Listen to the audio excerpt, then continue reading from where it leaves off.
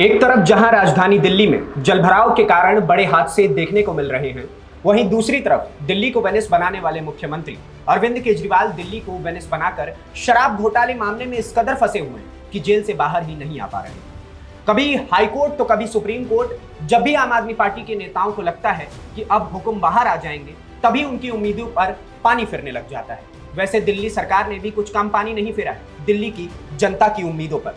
वो केजरीवाल जो अन्ना आंदोलन में लोकपाल बिल की मांग करते थे और दिल्ली की बदहाली पर आंसू बहाते थे, आज जब इतने सालों से दिल्ली की कमान उनके हाथों में है, तो उन्होंने भी दिल्ली की जनता से बड़े बड़े वादे कर उनको दिल्ली की बदहाली पर रोने के लिए छोड़ दिया। लेकिन जब भी उनके नेताओं से दिल्ली की विकास पर सवाल पूछा जाता है, तो उनसे दिल्ली में सब चंगासी वाला जवाब आता है। पहले केजरीवाल सरकार कहती थी कि एमसीडी उनके पास नहीं, इसलिए दिल्ली में गंदगी, सड़क और जलभराव की समस्या है, बाकी बची कुछ केंद्र सरकार उन्हें काम नहीं करने देती। लेकिन साहब, अब तो दिल्ली में आपके पास डबल इंजन है, तो फिर क्यों ये समस्या खत्म नहीं हो रही? क्यों दिल्ली में जल संकट आया?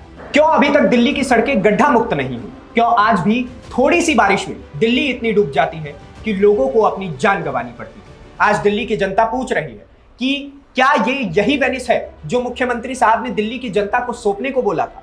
राजधानी के राजेंद्र नगर में जो हुआ, उसको पूरी दुनिया ने देखा कि कैसे मासूमों ने अपनी जान सरकार की नाकामी की वजह से गंवा दी। वही मासूम जो आगे चलकर आईपीएस आईएएस बनकर देश की तरक्की में अपना योगदान देते, लेकिन सरकार की ये नाकामी उन्हें ले डूबी। लेकिन हमारे देश की ये खासियत है कि सरकार कोई भी हो, जब कोई बड़ा हादसा होता है तभी सरकार अपनी कुंभकर्णी नींद से जागती है।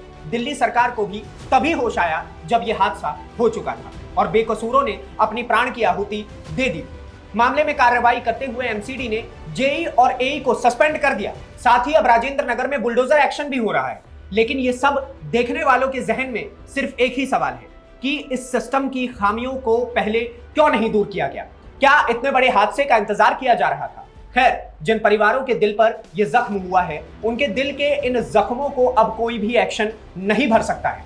अब चाहे दिल्ली सरकार या एमसीडी कुछ भी कर ले, वो उन मासूमों को वापस नहीं ला सकते। और वापसी की बात करें तो केजरीवाल साहब भी वापसी के लिए एड़ी चोटी का जोर लगाए पड़े हैं, लेकिन उनकी वापसी पर भी हर बार पानी फिर जाता है। आज फिर केजरीवाल दिल्ली हाईकोर्ट में अपनी वापसी की आस लगाए पहुंचेंगे। आम आदमी पार्टी के नेता अपने हुक्म के लिए दुआ करेंगे, लेकिन वापसी होगी या नहीं, इसका फैसला दिल्ली हाईकोर्ट करेगी। आपको बता दें कि दिल्ली हाईकोर्ट अरविंद केजरीवाल की सीबीआई की गिरफ्तारी को चुनौती देने वाली याचिका और अंतरिम जमानत पर याचिका दोनों पर आज फैसला सुनाई।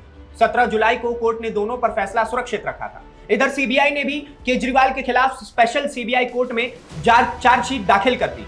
इससे पहले दिल्ली शराब नीति से जुड़े भ्रष्टाचार केस में 25 जुलाई को राउज एवेन्यू कोर्ट में सुनवाई हुई। इसमें कोर्ट ने केजरीवाल की न्यायिक हिरासत 8 अगस्त तक बढ़ा दी। वहीं ईडी के मनी लॉन्ड्रिंग केस में भी अरविंद केजरीवाल 31 जुलाई तक जेल में ही। ईडी ने उन्हें 21 मार्च को गिरफ्तार किया था। उसके बाद राउज एवेन्यू कोर्ट ने उन्हें कस्टडी में भेज दिया था। सीबीआई ने केजरीवाल को 26 जून को अरेस्ट किया था। कोर्ट ने केजरीवाल के अलावा मनीष सिसोदिया, बीआरएस के नेता कविता समेत बाकी आरोपियों को न्यायिक हिरासत में 31 जुलाई तक बढ़ा दी।